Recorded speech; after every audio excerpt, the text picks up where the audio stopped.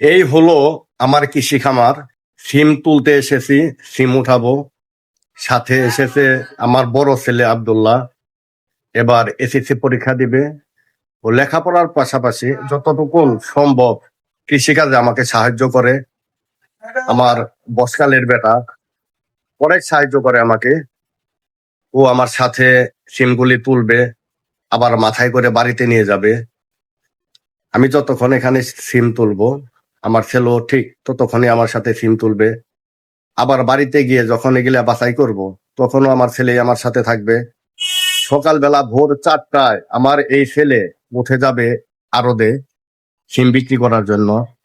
আমার এই ছেলে এমন একটা ছেলে, ও আড়তে সিম বিক্রি করবে, একটা টাকাও ও নিজে রাখবে না। আমি কত করে বলি, তুমি আড়তে সিম বিক্রি করে ওখানে অনেক ধরনের খাবার পাওয়া যায়, তুমি খেয়ে এসো, কিন্তু খেয়েও আসবে না। বাড়িতে আসার পর বলবে আব্বু 100 টাকা দাও।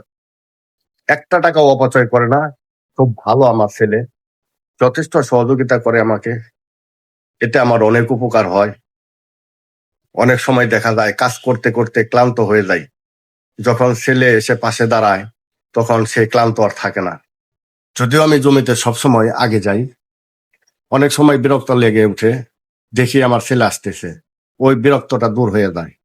তাই স্কুল পড়ুয়া ছাত্রদের বলবো, বাজানেরা, তোমরা যারা স্কুলে লেখাপড়া করো, তোমার বাবা চকে কাজ করে, খামারে কাজ করে, যতটুকু সম্ভব পারো তোমরা তোমার বাবাকে কাজে সহযোগিতা করতে।